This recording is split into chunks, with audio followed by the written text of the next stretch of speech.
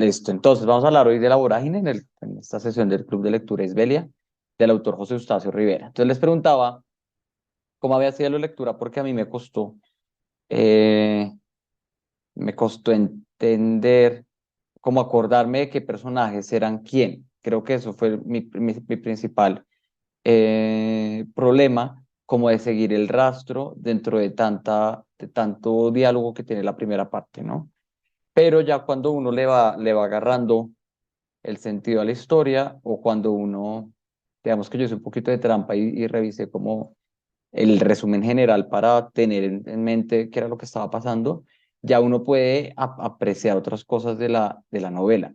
Creo que esta novela es un clásico por cosas varias, sin que sea una excelente novela, ¿no? Como sin que sea un libro que uno recuerde un personaje profundamente. Por ejemplo, comparto esa idea con Adriana. Todos los personajes son un poquito, el del único que uno sabe es de Koba y es un tipo un poco harto. Creo que a mí me molesta un poco su,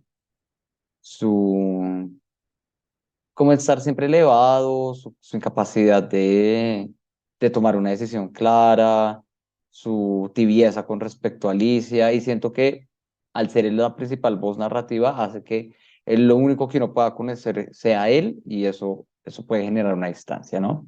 Pero el resto pues es un clásico, ¿no? Es un clásico de la literatura colombiana y es un clásico distinto a lo que uno esperaría que fuera un clásico. Entonces les voy a contar un poquito sobre en el contexto en el cual se produce la obra, especialmente todos los personajes históricos que aparecen, las discusiones sobre las que hay. Les voy a mostrar un mapita del viaje,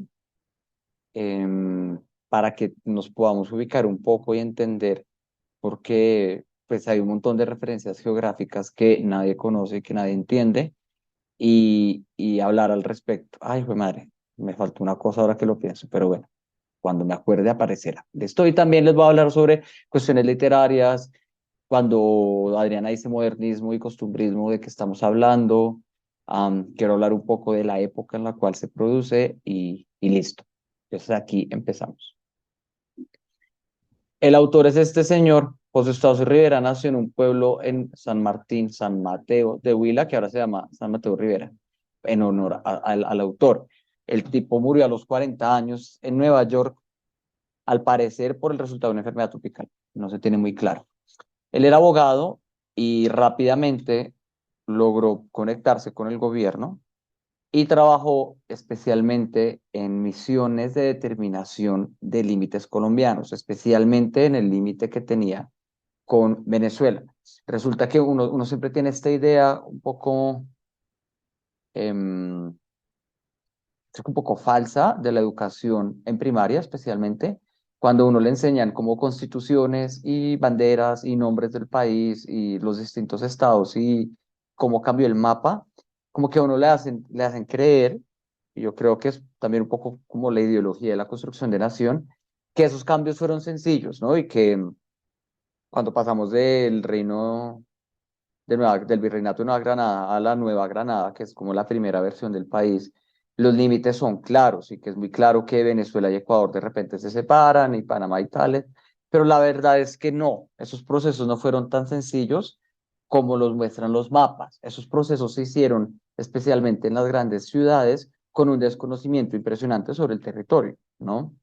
El principal, la primera y única, yo creo que misión gubernamental importante que se hizo, pues fueron todas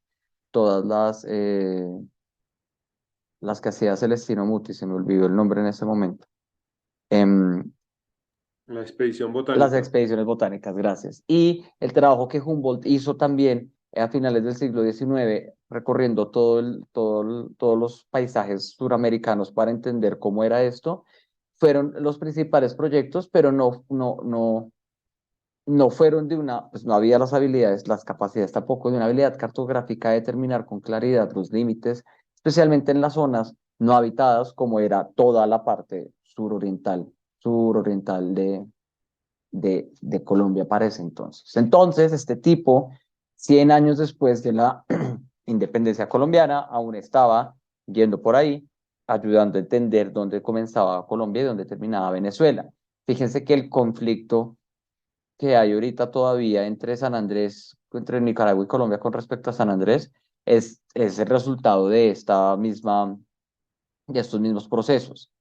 La persona o el ente encargado de la administración de los territorios aquí en América, que era pues, el Consejo de Indias, cuando esta gente declara independencia, pues pierde toda autoridad y son los políticos en las grandes ciudades los que dicen, bueno, Colombia incluye Panamá o no, pero no es muy, no van allá al territorio a decir, oiga, usted ahora es colombiano y ya no es panameño o ya no es español o ya no es...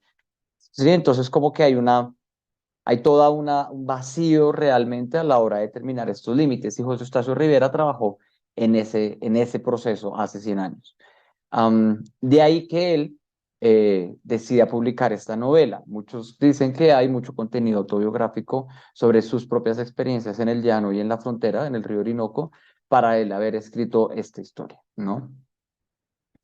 Él además lo escribió porque él era un activo denunciante, no de la explotación del caucho como tal, o sea, como que él fuera una bandera en eso, sino del abandono estatal de esos territorios, de cómo esos territorios estaban siendo administrados a su manera. Creo que la novela lo dice de varias maneras.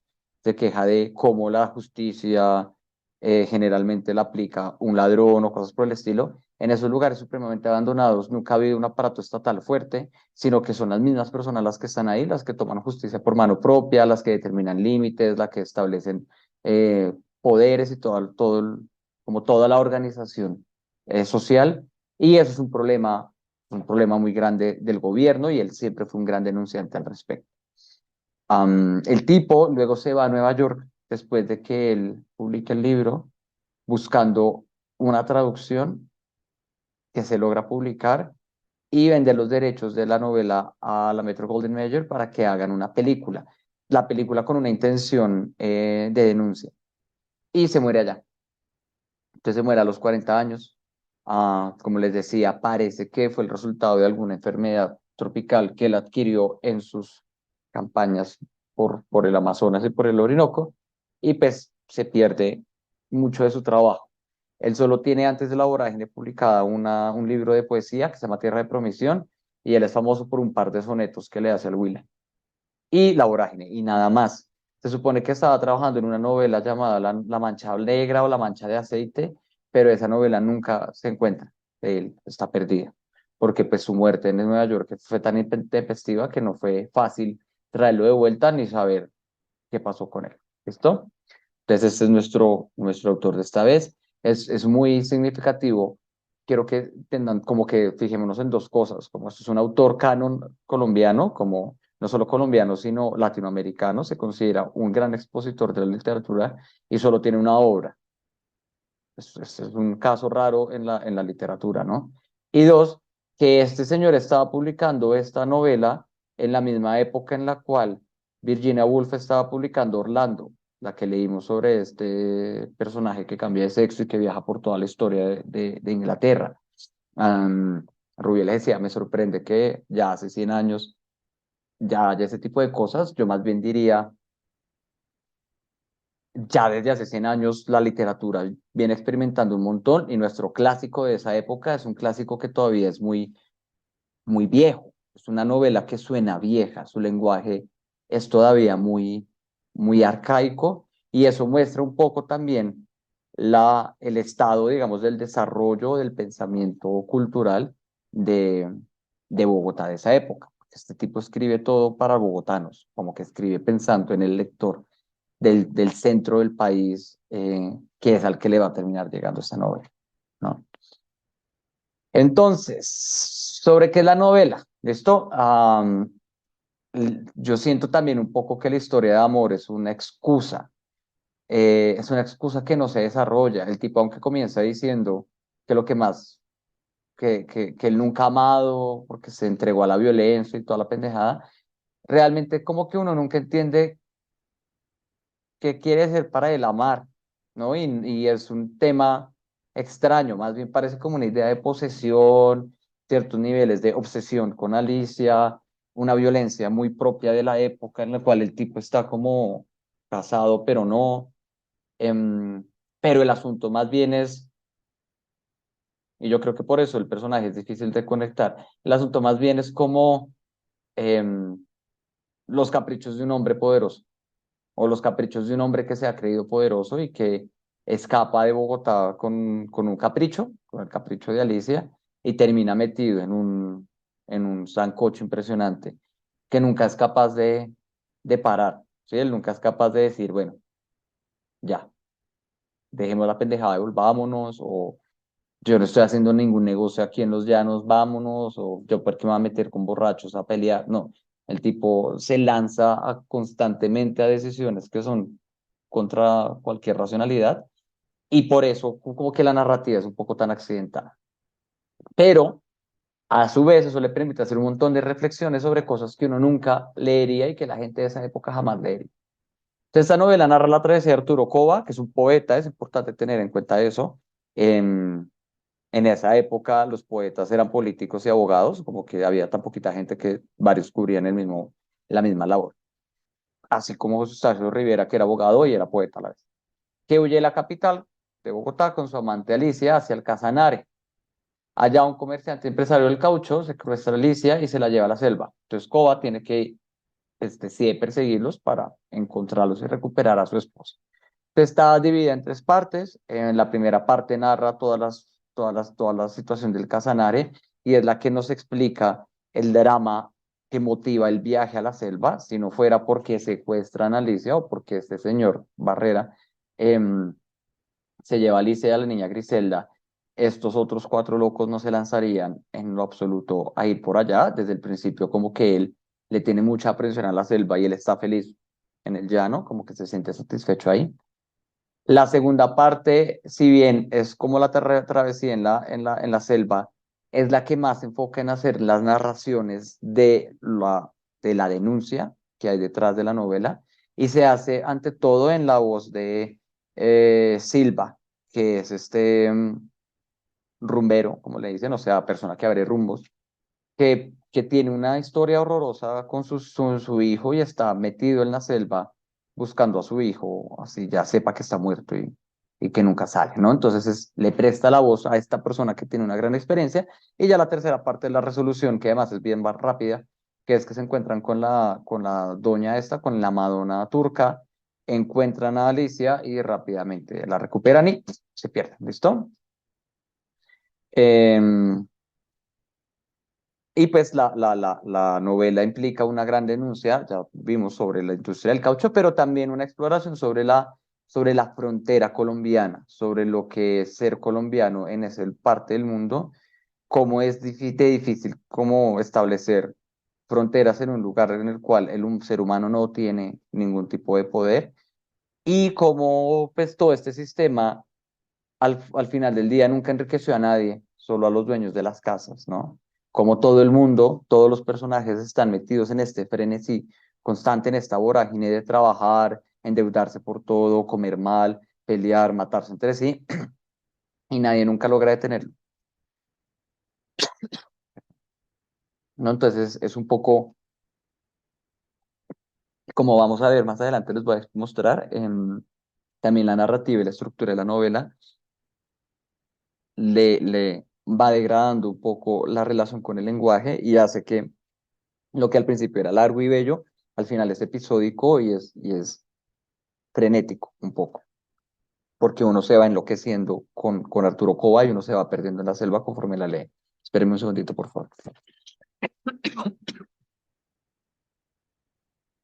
Esta semana estuve agripado porque hay un ataque de gripe en el colegio, entonces, pues bueno, esta vez caí yo. Listo. Entonces, el contexto histórico voy a pasar por varios episodios, a unos más precisos de la historia colombiana, pero pues les voy a hablar del más obvio, que es el contexto de la fiebre del caucho. El caucho ha existido durante toda la historia de la humanidad, especialmente en América. Los europeos lo encuentran en México. Es en el primer lugar donde ellos ven el uso de esta savia del árbol, que es lo que hoy en día llamamos látex. Básicamente es una forma de hidrocarburo producida mucho más fácil, o sea, es familiar un poco del petróleo en el sentido en el que tienen una composición química básica similar, pero a diferencia del petróleo, este se produce mucho más rápido. Perdón. Entonces, Europa lo conoce, pero no sabe cómo usarlo bien. Se lo llevan a Europa y allá aparecen ciertos artículos de lujo, como de cosas chistosas de América, hasta que en 1850 un científico europeo que se pone a experimentar con esta savia encuentra el proceso de vulcanización, que es agarrar como esta agüita, quemarla hasta que le quita todas las impurezas y ya deja todo el elemento químico que es el que se estira y el que permite inflarse y que es hasta cierto grado impermeable. Entonces, gracias al proceso de vulcanización, la atención se vuelca hacia buscarlo, porque ya buscarlo de manera de forma más industrializada, porque, como por ejemplo nos decía Claudia, había unos nuevos inventos que necesitaban caucho, para el cual el caucho era bastante útil. Antes se utilizaba casi que en decoración y en pelotas, ¿no? Porque así fue que los indígenas, pues, los mayas especialmente, lo usaban. También me contaban el otro día que los mayas lo mezclaban con chile y con comida, y se inventaron el chicle, y en grandes, como en expediciones muy largas, ellos lo mascaban y le iban sacando el chile y todos los nutrientes de eso y al final lo terminaban escupiendo para como un poco engañar al cuerpo con respecto a que estaban comiendo y optimizar el paso, ¿no? Entonces, después de 1850 que se inventan el proceso de vulcanización y se vuelcan a buscarlo, primero lo buscan en la selva del sur de México, en la selva de Guatemala, pero rápidamente descubren que en el Amazonas se da, que en el Amazonas no solo se da, sino que hay todo un bosque, pero hectáreas enormes de bosques con caucho natural esperando a ser extraído. El árbol del cual lo sacan en portugués se le dice siringo, por eso en la novela se le habla de siringar y los siringueros y se utiliza mucho esta expresión porque es una expresión portuguesa. Entonces, se mueve toda una producción hacia el Amazonas. De hecho, Manaus, que es la capital de uno de los estados del Amazonas de Brasil, eh, se, se construyó básicamente para la extracción del caucho. Y Leticia en Colombia también. Leticia es un puerto sobre el Amazonas que permitía la conexión rápida con Brasil y con la salida hacia el Atlántico. Entonces, por eso Colombia decide como fundar una capital tan lejos para poder tener un acceso más rápido hacia esta industria del caucho que está creciendo. Em, Sin embargo, hacia 1915, hacia los 20, esta novela está escrita en el 24, pero pues los eventos de este tipo los debe haber como vivido alrededor del 20. La producción de caucho baja mucho porque un señor se roba las semillas de Sudamérica y las mueve a especialmente Malasia. Y además, décadas después, se inventan el caucho de laboratorio, el látex en procesión, digamos, industrial, sintético, y entonces la producción natural decrece.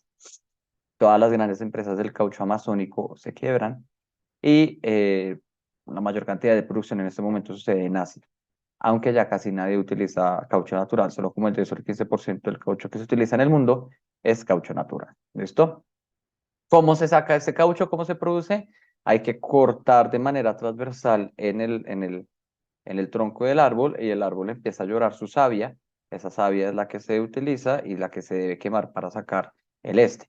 Ellos las envolvían en unas bolsas, en unas bolas, como que hacían unas bolas de chicle para evitar que entrara en contacto con el aire y se pusiera impuro y para cargarlo mucho más fácil. Esto luego era transportado hacia las industrias que lo vulcanizaban y de ahí se vendía un montón.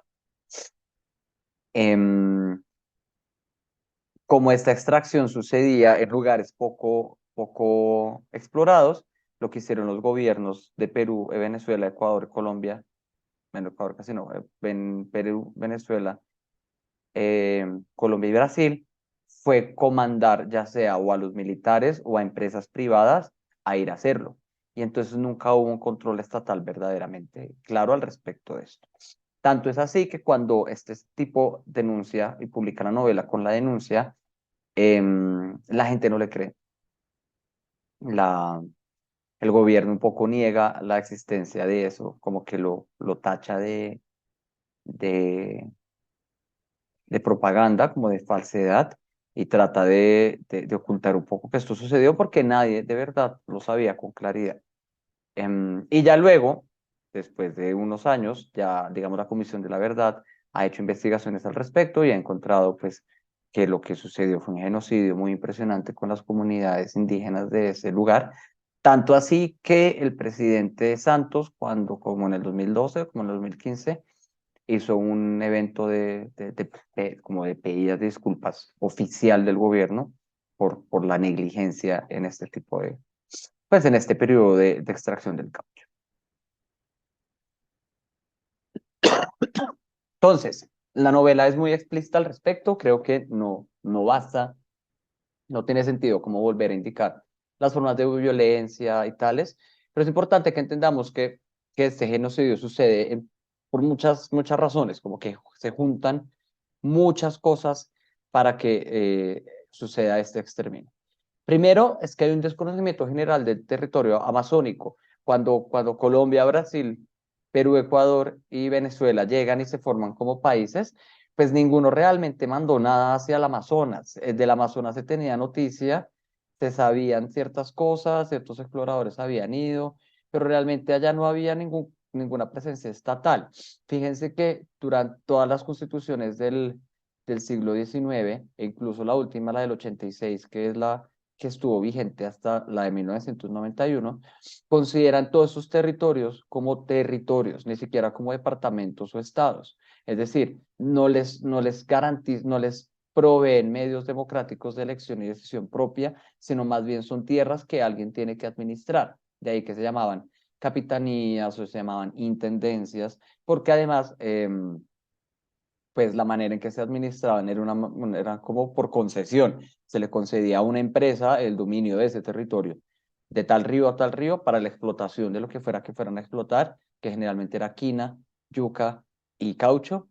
Y ya, como que de resto no se pensaba en llevar servicios públicos, en construir centros poblados con presencia estatal, nada por el estilo, ¿no? Allá, como cuentan incluso en el Casanare, pues los pueblos se construyen alrededor del hato, alrededor de la casa que administra el gran territorio, y ahí es donde están sucede el todo social, se encuentran, donde está el dueño y donde suceden los negocios. De resto, todo es administrado para lo que sea que se utilice se utilice el suelo de esa región.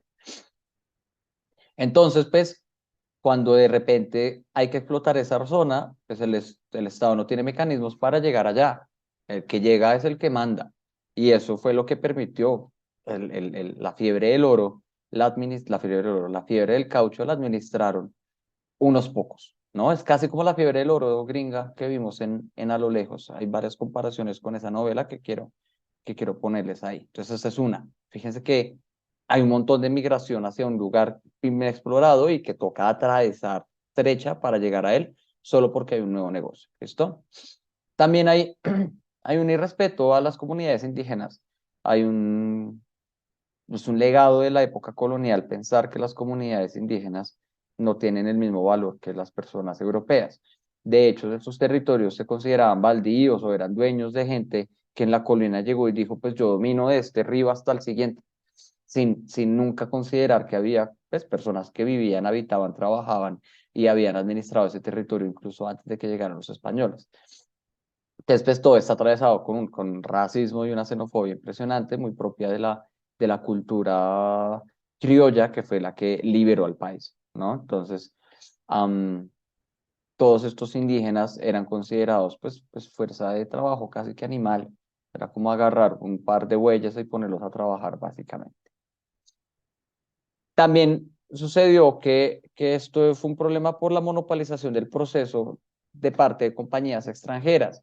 Tampoco es que hubiera un desarrollo industrial impresionantemente bueno en estos países de acá, como para que el proceso pudiera llevarse a cabo. Fueron los gringos y los ingleses quienes más dominaron y más capitalizaron este mercado. El Estado simplemente permitió. Y la verdad, nunca ganó el Estado nada, ni los trabajadores nada. Los únicos que ganaron al respecto con la venta del caucho fueron estas compañías internacionales. También, como se ve, pues es que es un territorio muy difícil, es un territorio en el cual no entran los caballos ni siquiera, es un territorio que se mueve solo alrededor del río. Entonces, a donde no llega el río, pues allá no llega nadie. Y la única manera que ellos tenían de llegar era pues buscando más caucho.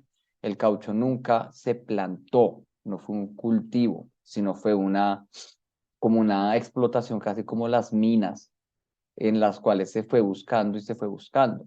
Al principio, antes de que ellos se dieran cuenta de que esas plantas producían caucho, el Putumayo y el Caquetá sufrieron una deforestación muy grande para aguantar toda la producción industrial, el crecimiento urbano de ciudades como Cali y como Nariño, como Pasto. Y entonces, cuando empieza esto, ellos les toca irse más al fondo. Entonces, ellos apenas empiezan a conocer este territorio buscando el caucho. De resto, no tenían ni la menor idea que había. Y además, como ese territorio no significaba ningún beneficio productivo, no estaba habitado por seres humanos que valiera la pena tener derechos humanos. Pues ningún estado realmente se había fijado sobre qué había ahí y los límites eran pocos claros. Y cuando ya empieza a haber una, una preocupación más sobre la explotación de la tierra, es que ya dicen, bueno, vamos a definir fronteras y eso llevó a un montón de conflictos que agravaron la situación de las personas que trabajaban bajo esta industria, porque como bien lo muestra COA, pues una autoridad nunca hubo. El intendente que vaya a revisar le decoran la visita, una visita que duraría 2 meses, se la hacen 5 días y a todo el mundo lo mandan a callar y el tipo igual no puede hacer nada cuando vuelve a la empresa que lo manda. Entonces es un territorio en el que manda el que tiene el poder y varios pocos personas fueron las que determinaron quiénes podían realmente trabajar ese territorio. Ahorita les voy a hablar de 2 casos específicos al respecto de cómo ese territorio fue dominado, pero fue como que de la mano de esta exploración del caucho es que em, terminan definiéndose esos límites territoriales con Venezuela, con Brasil y con Perú. ¿Listo? Hubo una guerra y toda la vaina. Fíjese que la primera parte de la novela nos habla primero del Casanare. Esta novela me recuerda mucho a Lo Lejos porque pasa algo similar. Acuérdense que en A Lo Lejos, mientras este tipo quería volver de San Francisco a Nueva York, él muestra cómo pasaban las caravanas y cómo fue todo el proceso de colonización del Midwest para llegar al occidente, a la costa occidental del Pacífico en Estados Unidos. Y él nos mostraba básicamente cómo estaban las ciudades industriales, luego venía el tren y donde acababa el tren empezaban los grandes territorios baldíos, que eran territorios que habían sido sacados de planicies que habían sido expropiadas de los indígenas que vivían ahí. Y se instaura la cultura del cowboy. Todo el Casanare y todos nuestros llanos y toda nuestra relación con Venezuela por esa parte viene atravesada por esa cultura de la colonización de la tierra por medio de crecer vacas, de ser vaquero y de dominar el territorio en caballo, ¿no? Entonces sucede lo mismo. Conforme nos vamos alejando del centro de poder, ya no hay vías ni pueblos, sino hay fundaciones y hay caseríos y hay hatos y hay vacas. Lo mismo que él iba viendo. Y cuando se acaba ese límite, nos encontramos el desierto, lo que se llama en literatura el desierto, que no es propiamente dicho como el ecosistema desértico que sí era el de la novela, sino como el lugar donde no hay civilización, que en la novela a lo lejos lo veíamos como un desierto de verdad, que aparecen los indígenas como lo salvaje, el último resquicio de humanidad, una mezcla entre animal y humano, que conoce un poco la tierra porque ha vivido ahí, pero que igual termina siendo exterminado, y después del indígena la locura, la repetición, la pérdida del oriente, del horizonte, la pérdida del sentido, la repetición, la vorágine, la manía, la locura, ¿no? tienen esa misma estructura de cuando conforme me voy alejando del centro, me voy encontrando con capas de formas de civilización y la locura siempre es el último punto. Entonces me parece que es bonito, como nos introduce por el parte del Casanare y de los llanos y luego termina metiéndose a la selva. Este es además el tema pues, de experticia de José Eustacio porque él participó precisamente de este conflicto. Resulta que si uno mira un mapa de Venezuela y de Colombia, el límite natural es el Orinoco, toda esa parte de los llanos orientales antes del Amazonas, antes de Puerto Inírida, que es como la entrada al Amazonas, está marcada por el río Orinoco. Y siempre se supo que era así. Siempre me refiero a en el momento en el que se administró el territorio del virreinato, se sabía que más allá del Orinoco empezaba otra cosa llamada Venezuela y de aquí empezaba lo que se llamaba Bogotá o Cundinamarca o lo que terminó llamándose Colombia eventualmente. Pero para 1900 y pico, para hace 100 años, para el inicio del siglo XX, cuando la gente fue a ir a ver, cuando las comisiones como la de José Estacio Rivera fueron a ver qué había, se dieron cuenta que la gente allá no tenía muy claro quién era quién, ¿no? Y este es un conflicto importante. Cuando empieza, además, la fiebre del caucho, este señor, Tomás Funes, que aparece nombrado en la novela, que se narra un episodio histórico muy importante, una matazón que él hizo, se da cuenta que él tiene que monopolizar eso.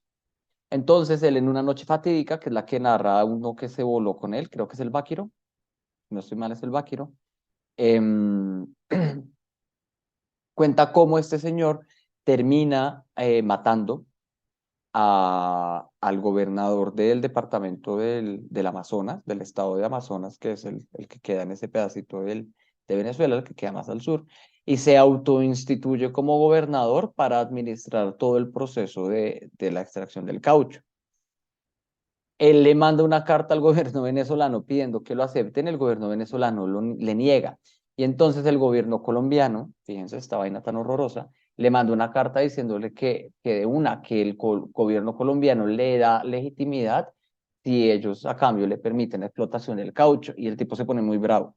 El tipo además era bien, al parecer, bien nacionalista. Y entonces se ofende porque el gobierno colombiano quiera darle eso y entra en una disputa muy importante con los colombianos ahí. Entonces hay una primera de las tantas oportunidades en las cuales hemos migrado de un lado para el otro y como cuántas veces hemos sido víctimas de discriminación en Venezuela y cuántas veces los venezolanos han sido víctimas de discriminación en nuestro territorio, empieza a haber como un maltrato hacia los colombianos en ese, en ese límite, en esa zona limítrofe que comparten Colombia y Venezuela. Finalmente, Tomás Funes después de como 5 o 6 años de atrocidades y de enriquecimiento a partir del caucho, termina siendo ejecutado por una corte militar, lo matan. Y ya se retoma este estado, este departamento, y justo coincide con el fin de la fiebre del caucho. Entonces, como que ese conflicto territorial se aclara muy fácil, los límites de Venezuela y Colombia son muy claros, gracias a todo este asunto del caucho. Otro que sucede a la par, de los cuales nos cuentan, es el que hubo con Perú. Tanto el de Perú sí fue mucho más problemático. Fíjense, yo me espero que todos nos acordemos de esta partecita sur que ese es el límite sur de Colombia. Ese es el río Putumayo y este de arriba es el río Caquetá. Fíjense que si uno sigue por acá, esta es la costa del Pacífico, por aquí debe estar Nariño, entonces aquí tenemos lo que llamamos el estado de Putumayo y aquí abajo empieza el Amazonas. Todo ese territorio era un territorio en disputa entre Perú y Colombia. De hecho, hasta esa época, toda esta gente de acá se sentía más cercana al gobierno peruano que al gobierno colombiano. Pero Colombia precisamente funda Leticia sobre el río Amazonas para tener una entrada hacia el comercio del Atlántico y para tener presencia hacia toda esta zona y explotar todo lo que se pueda explotar de ahí. Y entonces, pues, no iban a perderlo después de que se acaba la fiebre del oro y tales, del petróleo, del caucho y tales, Igual Perú y Colombia siguen teniendo una disputa hasta que estalló una guerra en 1932. Una guerra que dura solo un año, la guerra limítrofe colombo-peruana, que fue hace menos de 100 años, fue hace 90 años, y que fue la que terminó definiendo, Colombia gana, fue la que terminó definiendo el límite que hoy en día tenemos, que es precisamente el río Putumayo, el límite natural que hay entre Perú, el Amazonas peruano y el Amazonas colombiano, con además la exigencia de que se mantenga el triángulo de Leticia, que es este pedacito del Amazonas, que es el que hay entre Colombia, entre el río Putumayo y el río Amazonas, para que Colombia no perdiera ese pedazo. Colombia reclamaba todo esto. Si ustedes se fijan, los mapas de Estados Unidos de Colombia incluyen en este río, que no sé cuál es su nombre, es el que se considera el límite natural entre ellos dos, pero al final de la guerra es que tenemos este pedacito, por eso la forma de Colombia es tan chistosa, por eso tiene como esa punta, como esa colita de sirena hacia el final de su parte más al sur, solo por conservar Leticia, y por eso Leticia es pues, la capital de ese departamento. Entonces, este es otro, sobre este se menciona un poquito. A la ciudad principal de explotación, de explotación cauchera de Perú es acá, que se llama Iquitos, y allá se fundó una casa arana, que es de la cual habla el conflicto que tiene el caminante Silva. Toda la segunda parte es la aventura de este señor que sale de Pasto, se mete al Putumayo y empieza a perseguir a su hijo buscándolo por todos estos lares, y que él cuenta ahí cómo Arana explotaba toda esa, Arana es el apellido del director de esa casa comercial, como el Funes de este límite, ¿no? Entonces, este es otro conflicto limítrofe. Con Brasil no hubo conflicto, con Brasil los tratados limítrofes fueron fáciles de establecer, especialmente porque después de nuestro límite que tenemos, la navegabilidad es muy difícil y el acceso que se tiene a ese pedazo del Amazonas todavía es casi que imposible.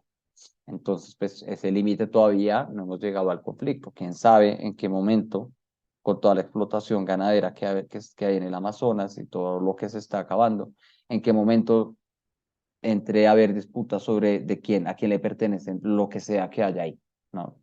Entonces, tengan en cuenta un poco, la novela nos narra que nuestra nación y los límites de nuestra nación todavía están en construcción. Todavía hace 100 años están en construcción. Fíjense que la novela va a cumplir 100 años de ser publicada el próximo año. Me imagino que la Feria del Libro el próximo año va a girar alrededor de todo esto. Entonces, pues, está chévere que lo conmemoremos antes y pues, que nos les adelantemos un poco. Ahora sí, el viaje. Este es el mapa que les prometí. No, ahorita les busco. Les muestro uno que tengo más claro, ¿no? Este es el límite con Venezuela. Fíjense que el río Orinoco es este límite natural que les digo. Y aquí es una de las punticas que tenemos, la otra puntica del Baupés y la bajada hacia eh, Leticia. Espero que ustedes se acuerden de su geografía colombiana, ¿no? El viaje es de señor, pero le pongo zoom para que lo veamos todos. El viaje de este señor empieza en Bogotá. Y luego baja a Cáqueza, que es donde acampa la primera vez, baja a Villavicencio y se va hacia el norte a La Maporita. La Maporita es donde es la hacienda que queda cerca o donde están con Alicia y con la niña Griselda. Esta otra es donde él tiene esa pelea, que él se queda como esperándola como 7 días esperando a que ella vuelva, cuando pasa lo de los toros y lo de la matazón y todo ese disparo que pasa por ellos estar jugando dados y que este señor los quiere robar. Y aquí es donde secuestran a esta señora. Luego ellos viajan, llegan aquí al límite con Venezuela, que es cuando sabemos todo lo de Funes, y ellos siguen bajando. No, bajan por acá, por el río Inírida, y en el río Izana es que ya empiezan la búsqueda de, de Barrera, que lo terminan encontrando por acá. ¿Listo? Y aquí es que se pierden, llegando ya casi contra Brasil. Fíjense que la mayor parte de la historia, de hecho, sucede en Brasil. Les voy a mostrar otro mapa para que sea más bonito, como que quede más claro cómo está. Cambio la pantalla.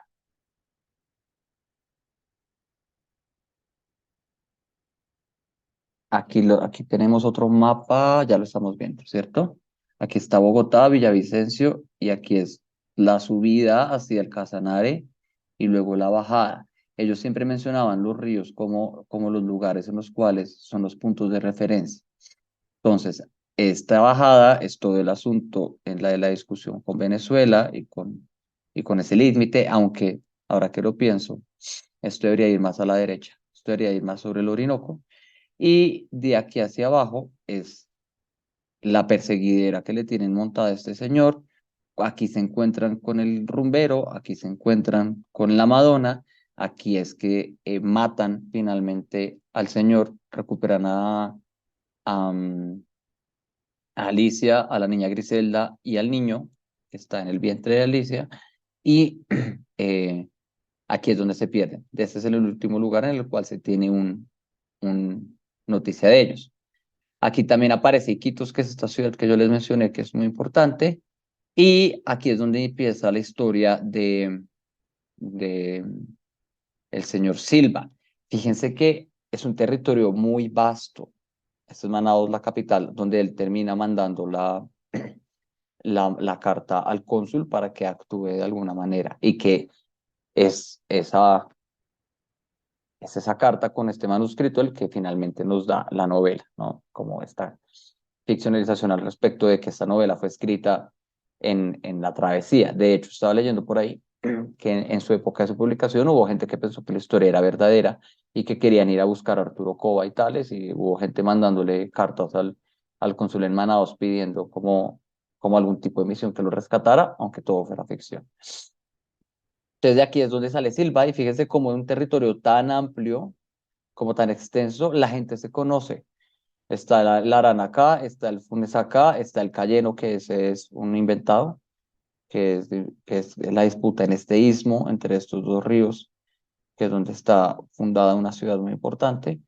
Am, a pesar de ser un territorio hiper mega vasto, fíjense que Silva busca a su hijo acá y termina pues encontrando a la examante de él por estos lares, ¿no? Es un territorio en el cual, ante todo, pues solo unos pocos lograron conocerlo, solo unos expertos lograron recorrerlo, quién sabe cuánto se demoraban recorriéndolo, quién sabe qué vainas encontraron ahí y qué tipo de narraciones no se nos cuentan.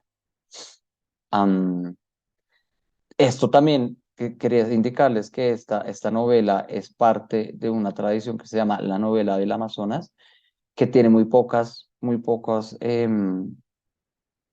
novelas en sí. Hay una brasileña y una ecuatoriana, pero sobre ese territorio poco se ha escrito. La verdad que es un territorio que todavía es muy poco em, explorado, incluso por la literatura. Ahora bien, la novela no, la historia de la novela no es una historia nueva. La novela se calca sobre un topos, sobre un tema clásico más viejo que la literatura, que es el de la catábasis. Catábasis en griego significa bajar.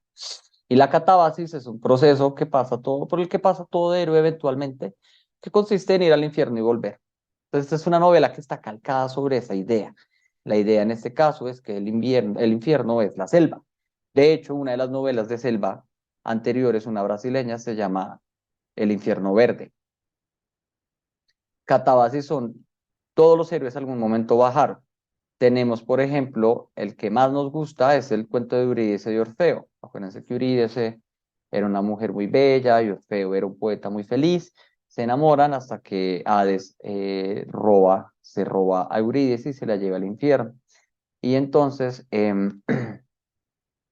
Orfeo baja al infierno y por medio de la música logra convencer a Hades de que le devuelva a Eurídice. Y a él le dice, se la devuelvo con una condición, y es que cuando usted salga del infierno no voltee a verla, confíe, si no, la pierde. Y Orfeo no logra aguantar esa tentación y apenas voltea, la ve y ve cómo ella se esfuma en el aire.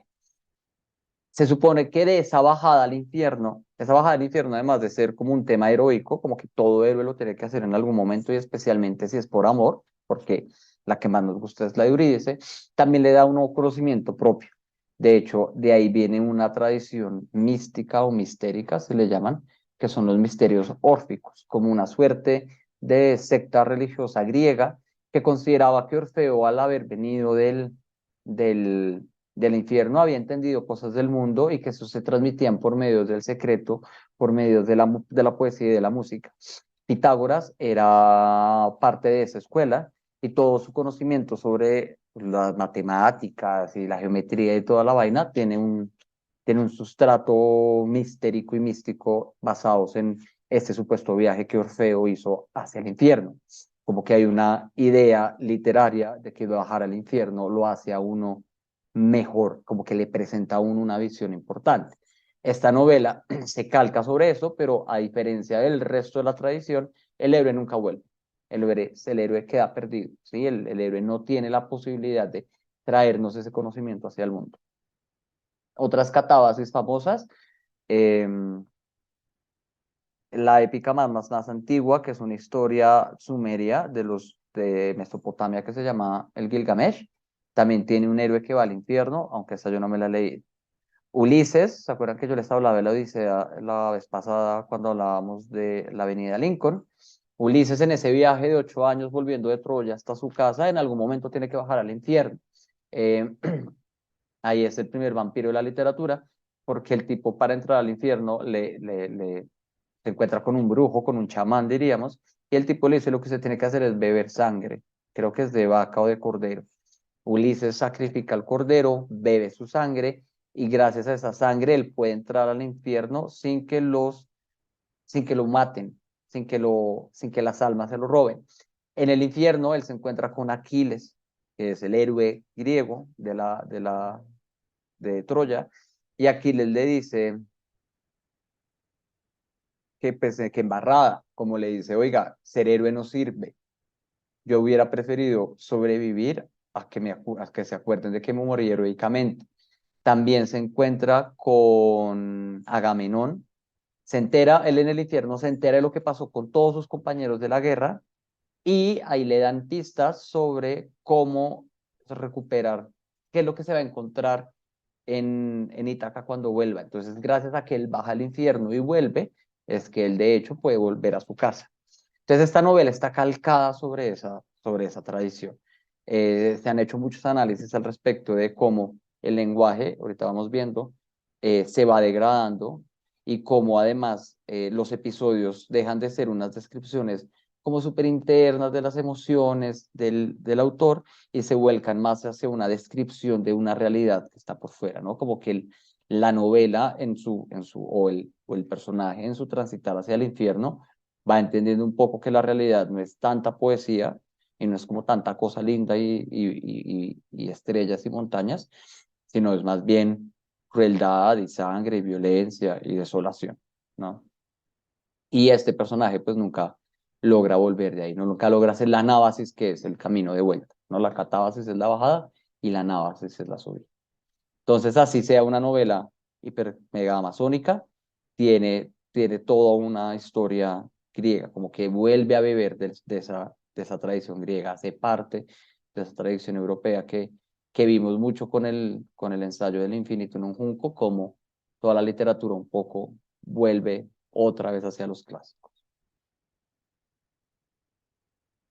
Am, nos decía Rubiela, no, Adriana, que este es un gran ejemplo del modernismo latinoamericano, de la novela moderna latinoamericana. Y uno, a veces cuando uno dice moderno, uno cree que sabe qué es, pero cada vez que uno lo habla, dependiendo de la disciplina en la que lo hable, lo cambia el sentido. El modernismo se refiere a un periodo de la literatura latinoamericana en el cual Latinoamérica por fin, digamos que es un periodo que sucede muy a la par o como inmediatamente después de las independencias, en los cuales empiezan a fundar las novelas nacionales, las literaturas nacionales, ¿no? Cuando se inventa un nuevo país, pues lo primero que uno tiene que buscar es una cultura, uno tiene que buscar es una tradición, uno tiene que buscar referentes que hagan que las personas de ese nuevo país se asocien rápidamente de manera cultural con, con la institución del país. Entonces, la literatura es la principal forma, el arte, ¿no? Se crean símbolos comunes con los cuales uno se identifica. Entonces, la primera, digamos, es después de la colonia, cuando por fin los países se independizan, las primeras literaturas son literaturas de fundación nacional, ¿no? Entonces son literaturas que escriben especialmente historias de amor sobre el territorio y que dicen, oigan, esto es lo que es ser colombiano. Nuestra novela fundacional es La María, ¿no? La María de Jorge Isaacs, que es la historia de esta mujer en el Valle del Cauca, eh, triste, desolada, esperando siempre que llegue el amor de su vida a salvarla y termina muriendo de alguna enfermedad como de los pulmones, tuberculosis, esperando a su hombre, que fue un hombre, pues fue un héroe nacional que fue a Europa y volvió, porque el tipo estaba siendo un gran tipo, ella no pudo hacer nada y simplemente murió y esa es la novela fundacional. Y habla de los paisajes, se habla de los valores, se habla del matrimonio y habla de cómo es la vida en este país. Luego de que surgen esas novelas nacionales que son muy buenas, pero también son un poco como, como panfletudas, como que son propaganda política bien fuerte para, para, para hacer realidad esa identidad nacional. Viene ya el modernismo latinoamericano, que es, bueno, ya construimos la identidad, ahora vamos a explorar qué es esto, vamos a contar quiénes somos ya con nuestra propia voz. Pero eso es hasta el final del siglo XIX. Esta novela juega a ser y por eso también es importante, juega a ser una bisagra entre movimientos literarios. El modernismo es muy romántico, es muy de que todo es bello y todo es poético y todo el mundo habla bien, y se transforma hacia la siguiente fase de la literatura latinoamericana, que se llama la del realismo social, y es bueno, vamos a ver qué tal es la realidad y de repente descubrimos que la realidad en esta parte del mundo es fuerte, violenta y está muy llena de miseria. Entonces esta novela está entre los dos, como les decía, conforme uno va avanzando en las partes, uno puede ver cómo esto se traduce en el lenguaje. El lenguaje se degrada en términos de, pasa de ser un lenguaje poético, floripondio, excepcionalmente bello, a ser un lenguaje crudo y fuerte, porque pues la novela, la realidad no está para eso.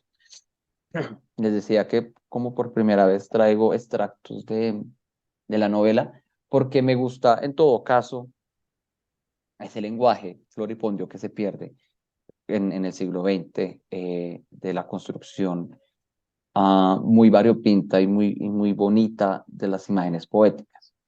Esta se me hace una parte muy bien escrita. Yo creo que hace mucho yo no encontraba un pedazo de literatura tan bellamente escrito y se los quiero compartir. Me recuerda también a la frase que subrayó Rubiela sobre la vida, solo que esta es una descripción sobre eh, los toros. Acuérdense que ellos con la niña Griselda hacen un plan de soltarle los toros a este tipo para molestarlo. Y entonces esta es una descripción de cuando ellos están ocultos esperando a que guarden a los toros. Les dice así. Voy además, porque esta literatura, estas imágenes son más fáciles de captar cuando son leídas en voz alta que cuando uno las está leyendo con uno mismo. Porque al escucharlas es más fácil crear las imágenes que leer. ¿Listo? Entonces dice así, ya cuando en la tarde se reclinó en las praderas, el sol, ya, sí, el sol, regresaron los vaqueros con la torada. Habíanla llevado al pastoreo vespertino, de gramales profusos y charcas inmóviles, donde, al abrevarse, borraban sus besos la imagen de alguna estrella crepuscular. Fíjese lo que me está diciendo. Me está diciendo los llevaron a tomar agua, pero me está describiendo cómo el tomar agua, al meter el toro su quijada en el agua, deforma la reflexión lo que se refleja pues en el agua, ¿no? Entonces el toro al tomar el agua deshace la imagen de las estrellas que se está reflejando ahí. Venía delante el rapaz que servía de puntero, acompasando al trotecito de su yegua la tonada pueril que amansa a los ganados salvajes. Seguíanlo en grupos los toros de venerable testa y enormes cuernos, solemnes en la cautividad, hilando una espuma en la trompa, entrecerrados los ojos que enrojece con repentino fuego la furia. Son toros salvajes que están bravos, son toros amansados que están contenidos. Detrás, al paso de sus rocines y entre el eco de silbidos monótonos, avanzaba la fila de los peones, al flanco del rodeo formidable y letárgico. Lo encerraron de nuevo, con maña paciente, cuidadosos de la dispersión. Oíase apenas el melancólico sonsonete del guía, más eficaz que el toque de cuerdo en las majadas de mi tierra. Corrieron las trancas y las liaron con pesados rejos, y cuando oscureció, encendieron alrededor del corral unas fogatas de boñiga seca, para aquerenciar el regaño, que absorto miraba las candelas y el humo en medio del apacible rumiar y al amparo de las constelaciones tranquilas. No, me está contando cómo fue el atardecer, cómo encerraron a los toros y les pusieron fuego alrededor, pero es una imagen de poesía impresionante, evoca situaciones, emociones, la mirada del toro, las estrellas que los cobijan, lo majestuoso de sus cabezas y sus cuernos. Recuerden que Coba es un poeta. Ay, esperen. Mm, se me perdió esperen a ver si la tengo por acá. Una diapositiva en la cual yo hablaba de la poesía. Bueno, no la puse. Eh, no está de más, no está de sobra que Arturo Coba sea un poeta, porque el tipo, recuerden, en una de sus grandes reflexiones sobre si ama o no ama a Alicia mientras mira a los toros, él dice, ¿cómo me gustaría vivir acá? ¿Cómo me gustaría tener una casita, un ranchito al lado de unas aguas quietas para hacer poesía sobre la cascada y la piedra? ¿No? Es ese primer acercamiento muy romántico, muy propio de la novela fundacional, muy propio de la María, de pensar como todo este territorio que hay que colonizar y todo este territorio que poseer como un proyecto romántico. Yo no llego a la tierra a trabajarla y ya. Yo me enamoro y llego y fundo una familia en esa tierra y la tierra, la casa, la hacienda y los hijos se vuelven una sola cosa. La familia se vuelve la herencia. Y él viene con esa idea.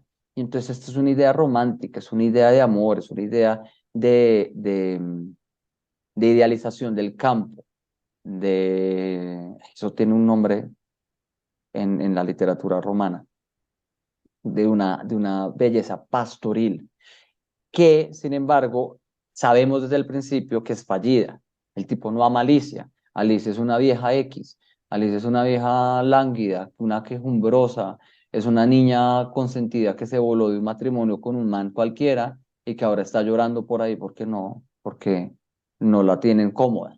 Y el tipo también no es un héroe, el tipo no es un gran poeta, el tipo es un bobo, es un tipo cobardón ante todo, que le gusta engañar y hacer trampas, coqueto, que además a veces le coquetea a unas y luego no, se arrepiente de ser coqueto. Sí, ambos personajes, que supuestamente eran, digamos, los padres de esta nueva patria, son realmente personas muy fallidas y la novela pasa a ser nos transforma este poeta que ve todo de una manera toda ideal, toda maravillosa, incluso la descripción que hace del asesinato, de cuando el toro decapita a este señor, es poéticamente maravillosa, y cómo a lo largo de la novela ese lenguaje se va degradando, ¿no? Y al final sus descripciones son crudas, al final él le presta la voz a otros, ¿no? Él pone comillas y dice, me contaron tal cosa, y ya toda esa poesía desaparece, como que la locura de la selva hace que pues, la vorágine, este vórtice que atrapa todo, también va desmantelando esta idea del oculto, de la civilización, de lo bello, de la poesía en la roca y más bien como de lo crudo y de lo salvaje que es la vida, ¿no? Por eso cada parte es muy distinta. Eso se me hace impresionante. Las primeras 100 páginas son inmamables, son infranqueables. Es un montón de gente hablando. Oigan, sí, se me perdió una parte. Yo tenía otra cita más linda que la habré hecho. Porque en esa parte yo quería hablarles del lenguaje. Fíjense que una de las cosas que ustedes señalaron era el uso de esa imitación, ¿no? Ese realismo social, ese costumbrismo, como lo llamó Adriana, le gusta mucho contarle a la gente cómo era cómo era el lenguaje incluso. Entonces uno también ve un rifirrafe como poético, ¿no? Porque uno tiende a creer que entonces la lengua culta es la lengua más, como la lengua en su perfecta expresión, mientras que la gente del campo habla mal. Claudia lo decía, como, uy, ese lenguaje todo feo, aunque de verdad no es tan feo, sino que simplemente es distinto. Y uno espera, de nuevo, como si uno está leyendo esto como un lector como del modernismo, de este romanticismo nacional, uno espera que, claro, Jova llegue y les hable y esta gente no entienda, eh, pero esta novela nos muestra con mucho apenas empezamos, que no, que la gente de allá también tiene su propia poesía. Hay unos cantos muy bonitos, hay descripción de cómo es la música, pero lo que yo les iba a leer era un pasaje, una conversación entre un llanero y la gente del centro para que vean simplemente que la poesía es distinta, que la construcción de realidad a partir del lenguaje es distinta. No es que ellos sean más básicos y más brutos, sino que sus imágenes y su entorno es distinto. Cuando ellos llegan a la finca esta de la Maporita y que quieren vender productos y que le llegan los señores de Barrera a robarlos, ¿no? Entonces llegan estos a robarle la mercancía a Coba y dicen lo siguiente. Hola, socio, dijo regresando el de peor estampa. Nos mandó Barrera a quitarle la mercancía y es mejor que te largue con ella. También tiene una cosa llamada yeísmo. Se supone que la doble L se pronuncia distinto a la Y. Nosotros como colombianos la pronunciamos igual, solo que en esa época era mucha más marcada la diferencia. Entonces ellos todo lo que sea como campesino lo ponen con Y. Entonces dice, y es mejor que te largues con ella. Quedas notificado, lejos con ella. Si no te la quitamos ahora es por lo poquito y lo cara. Y le dice don Rafa, ¿y quitarla por qué? Por la competencia. Y responde Coba, ¿crees tú infeliz que este anciano está solo? Porrumpió empuñando un cuchillo entre los abaspamientos de las mujeres. Y este señor, que es el que nos dice el de peor estampa, que es un ratero de poca monta de los llanos, le responde, mira, repuso el hombre, por sobre yo mi sombrero, por grande que sea la tierra, me queda bajo los pies.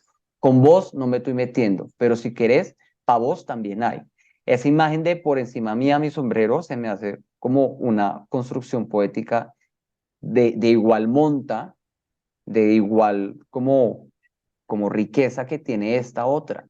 Solo que el lenguaje es bastante distinto y el tipo logra mostrarnos cómo pues, cada región tiene su lenguaje. Si bien es un reto muy difícil, que además si uno está trabajando todo el día y se sienta a leer la vorágine en la noche, pues el cerebro lo tiene ya un poco cansado para entenderlo. El sentarse a disfrutar solo el lenguaje, a pensarlo en esta novela, es impresionante.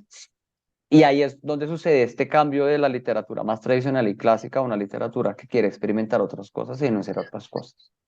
Eso era sobre lo que quería decirles del lenguaje. Ahora sí está. La selva también tiene un montón de reflexiones. Esto hoy en día se llama como hay una tendencia en Internet de hablar como de un posapocalipsis ecológico.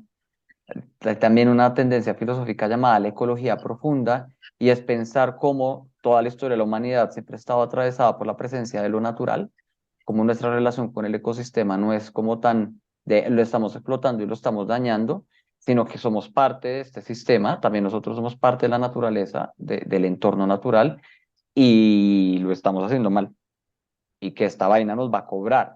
Y esta novela, para ser de hace 100 años, tiene visiones, tiene denuncias y tiene como sí, previsiones al respecto de lo que es el futuro bajo un modelo de producción que se fundamenta en la explotación de la naturaleza con el nivel de crueldad que tenemos.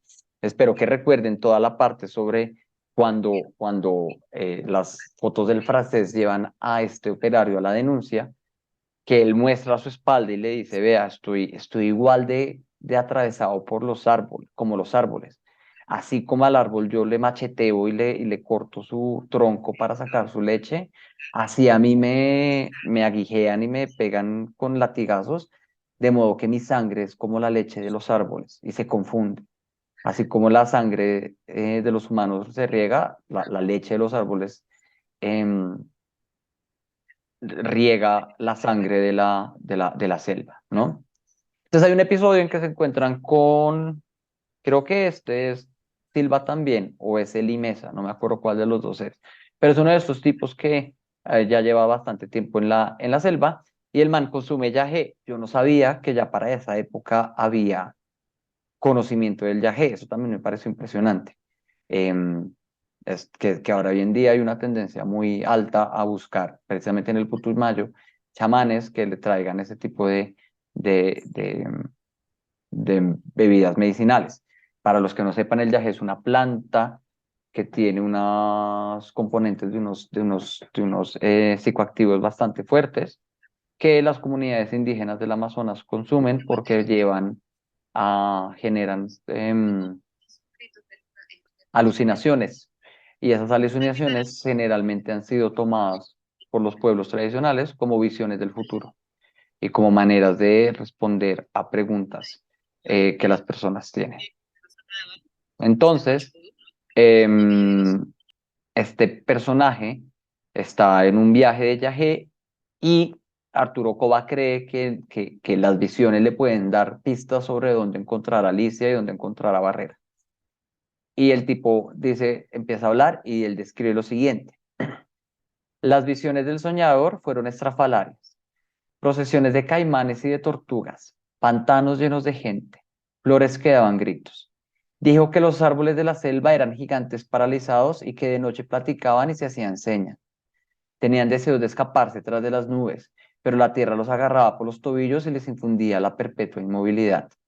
Quejábanse de la mano que los hería, del hacha que los derribaba, siempre condenados a retoñar, a florecer, a gemir, a perpetuar sin fecundarse, su especie formidable e incomprendida.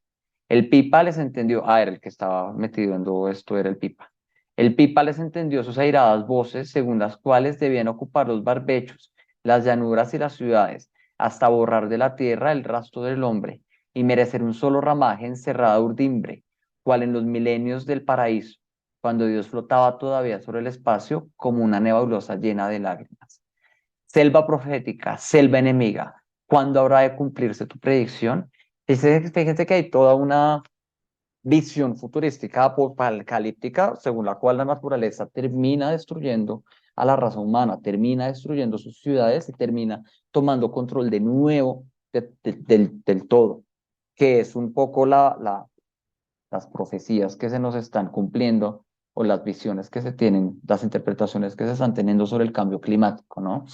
El COVID, por ejemplo, es el resultado, si creemos la versión de que salió del mercado de Wuhan y no de un laboratorio, es el resultado de eh, la interacción humana con el entorno, de la irrupción del ser humano en la selva y de mezclarse con otros animales que cargan sus virus y que en el momento en el que se vuelven humanos, que transmutan, que hacen ese proceso de zoonosis, creo que se llama ese nombre, de zoo algo, que pasan de ser un virus solo para los animales a ser un virus humano, desata un montón de problemas, ¿no? Todas nuestras pandemias vienen de ahí. La, la, la gripe aviar, la gripe porcina, fíjense que son enfermedades que saltaron de animales a seres humanos. Todas nuestras enfermedades tropicales, el chikungunya, el Zika, el dengue, la fiebre amarilla, son el resultado de esa interacción humana con la naturaleza. El VIH fue el resultado de esa interacción humana con la naturaleza en África. Entonces, fíjense que hay como una calamidad propia del enfrentarse a la naturaleza que se toma como, bajo ciertas interpretaciones, una venganza un poco de la naturaleza frente a la violencia, al, a el hacha que los derriba, a esa violencia que tenemos como especie con la natura, con las plantas especialmente.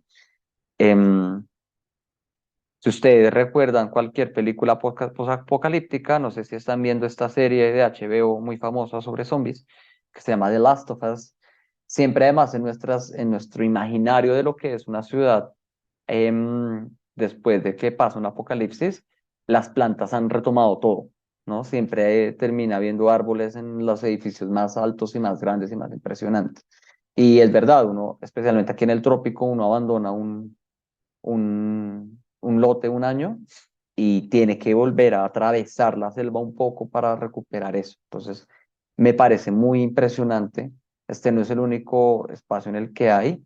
El tipo, conforme más se va metiendo en la selva, más va sufriendo de estas visiones o de estas reflexiones al respecto de nuestra relación con la naturaleza y, y la comparación de los seres humanos explotados, de la misma manera que están siendo explotados los árboles, es como muy diciente de esa postura, como de una ecología profunda. Yo creo que esta novela, muy rápidamente, ahorita que pasen los 100 años, van a ver, va a ser retomada y va a ser retomada a partir de estas posturas, hoy en día sobre nuestra relación con el entorno. Y ahora sí, para terminar, pues hay otros temas que están ahí a la base, ¿no? Que en los cuales no ahondé mucho más. Uno que comparto con Adriana, con el cual también empecé, que es el tema de los personajes. Esta novela, fíjense que uno no la recuerda por grandes episodios. Hay grandes descripciones, sí. Es un lenguaje muy descriptivo. Fíjense que yo solo les pasé copia de cosas, de descripciones muy bonitas, pero dramáticamente no tiene mucho, ¿sí? No es una gran historia, que uno diga, este giro dramático no me lo esperaba. En parte porque es difícil de entender, yo creo. Y en parte por lo que decía Adriana, los personajes son sosos. Yo creo que, como les decía, es porque la voz que prima es una voz masculina, que todo, y además de una voz masculina, de un tipo pusilánime, que todo lo ve en términos de cómo yo poseo o no poseo, si me aman o no me aman, si soy valiente o no soy valiente, si soy el más chacho del negocio o si no soy el más chacho del negocio. Hay todo cuando él está accidentado, que lo mandan con todo esto de que van a buscar a los toros de nuevo, el tipo le dicen que no va y él igual, como hombre orgulloso que es, se monta en un caballo y se va todo manco a perseguir a los toros y lo terminan arrastrando. Y es en esa arrastrada que decapitan a este otro señor. Entonces yo creo que más allá de que no haya personajes femeninos, más bien, no hay personajes femeninos que sean en lo absoluto, em, como loables, como con los cuales un lector pueda decir, oiga, qué mujer tan impresionante. La niña Griselda es una señora bien manipuladora quizá, y la turca también es una matrona poderosa, pero que uno nunca la ve realmente siendo poderosa. Todos parecen que son más bien visiones de un tipo, así es como un tipo básico ve el mundo. Entonces yo creo que por eso es tan difícil de conectarse con eso. Pero hay toda una reflexión al respecto del amor y el género. El tipo de una vez desmantela muy rápidamente la idea de que los matrimonios están fundados sobre grandes pasiones o sobre encuentros profundos de almas. Él se metió con esta y terminó accidentalmente llevándosela. Y desde el minuto uno reniega de su existencia y detesta que la vieja llore y detesta que la vieja no camine y sufre porque la vieja es lela. Pero apenas queda embarazada y sí ya quiere ser un hombre y ya quiere hacerse responsable de ella. Se va y le coquetea a la otra y termina metido en un accidente que lo deja donde su vida está encerrado una semana, y lo único que hace pensar es que, ay, esta otra no me escribió, esta otra no apareció, ¿qué pensará esta otra? En vez de ir él y decir, oiga, qué hubo, qué pena, la embarré, ¿no? Entonces como que hay una construcción de la masculinidad importante, interesante, de cómo se construía la idea del hombre. Es un tipo que espera que todo le suceda. Hay una parte en la cual él se imagina, cuando él está ahí recuperándose, que le están rezando la herida, él se imagina cómo iba a ser el encuentro y él dice, y entonces Alicia me va a reprochar, pero me iba a decir que es imperdonable, pero entonces yo le voy a hablar bonito y lo imperdonable se va a volver fácil y ella se va a hacer la difícil y me va a negar, pero al final va a terminar limpiando mis fiebres y amándome.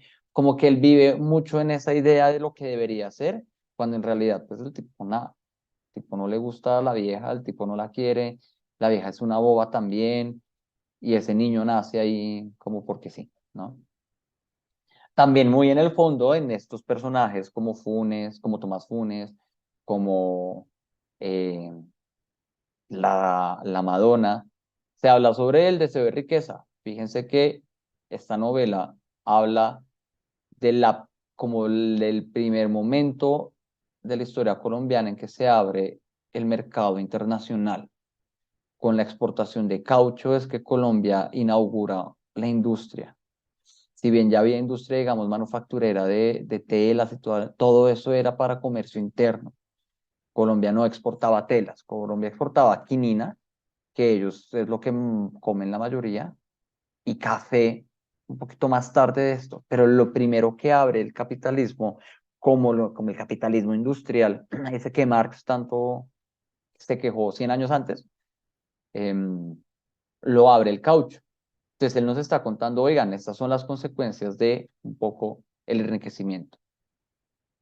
De una manera exagerada, uno podría decir que él nos cuenta cómo es el modelo de producción hoy en día, y es que todo el mundo se endeuda y todo el mundo adquiere deudas para poder trabajar y nadie gana.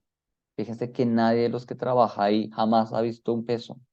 Todo lo que se habla son libros de contaduría, todo sucede es en la imaginación del capataz, y entonces el capataz decide mañana cobrarle eh, por el hacha 8 libras, 8 soles o la moneda que haya, todo el mundo acepta con tranquilidad y todo el mundo como que se deja vender y comprar muy fácilmente ahí, ¿no? Y es que todos viven en esa ilusión de estar trabajando, cuando al final incluso ni siquiera los capataces lograban ganar nada. La verdad, nadie gana nada. Y atado con esto es el tema de la locura y el frenesí, especialmente Silva. Silva es un personaje, a mí se me hace angustiante, porque el man ha contado, ha hecho, ha vivido, se ha salvado, se ha vendido, se ha revendido, se ha juntado, ha tenido 40 oportunidades de salir de la selva y él sigue ahí. Y entonces primero era buscando al hijo, y ya cuando se entera que el hijo está muerto, buscando los huesos, y ya cuando tiene los huesos, se los botan, y él sigue metido ahí. Él no logra salir de ese frenesí, y muchos hablan de esa ilusión que tiene tanto la industria del caucho como esa, em, ese cuento en el que se montan de deberse a alguien y de que cuando yo empecé a trabajar, entré con deuda y entonces estoy pagando ese deuda inicial con mi trabajo, pero conforme sigo trabajando, sigo endeudándome, entonces nunca logro trabajar, pero aún así acepto las condiciones de este contrato tan absurdo, como la selva también me desubica. Me parece muy impresionante cómo ellos narran que se pierden cuando se va con los que se vuelan, que son como 6, que nunca logran ver el sol. Y como no hay montañas y como no hay nada, pues todo es igual. Y como los árboles le empiezan a hablar a ellos o les empiezan a decir cosas, porque la falta de civilización o de orden propio de las ciudades los lleva a la locura, a la vez que están en esta locura frenética de estar trabajándole a alguien y ser esclavos. Aparte de estos temas, se me había ocurrido otro mientras iba hablando. Pues hay toda una relación con los animales y con las plantas. Y yo tenía otro, pero bueno, em, esto era lo que les tenía preparado con respecto a esta novela. Se me hizo chévere que la hayamos releído, para los que la hayamos releído y quienes no, como que tengamos al menos un acercamiento y un conocimiento más directo con respecto a por qué esta novela es tan importante. Y les digo, como muy proyectando a que el próximo año esta va a ser la novela homenajeada. Sobre esto va a hablar la Feria del Libro y sobre esto va a hablar como el aparato cultural. Y les dejo, hay una cuña publicitaria. Hay un señor costeño, cuyo apellido no me acuerdo, que escribió en los 80 una novela llamada La otra selva, en la cual él se imagina y narra cómo fueron los últimos días de José Eustacio Rivera en Nueva York. Se llama La otra selva porque es transponer como Arturo Cova de la selva amazónica a pasarlo a José Eustacio Rivera en la selva de concreto más grande que es Nueva York, para que lo tengamos en el tintero que seguramente el próximo año eso se va a reeditar y de pronto podamos echarle un ojo por ahí en un año a esta otra novela. ¿Listo? No sé si tengan preguntas o comentarios que quieran compartir. No, Álvaro, pero lo único que te digo es que es muy interesante el punto de vista que tú nos haces ver, las investigaciones, todo lo que encierra la novela y como tú nos la describes, muy, muy, muy interesante. Uno ve el libro de otra forma, sin embargo, yo sí te sigo diciendo, el libro es muy complicado de leer, por lo menos para mí, muy complicado. Sí, yo me pienso además que no leyó en su época, como, pucha, qué difícil. Sí, sí, señor. Listo. Si quieren, entonces pasamos a las propuestas para la próxima lectura. Ok. Listo, entonces voy a parar la grabación y les cuento qué opciones hay.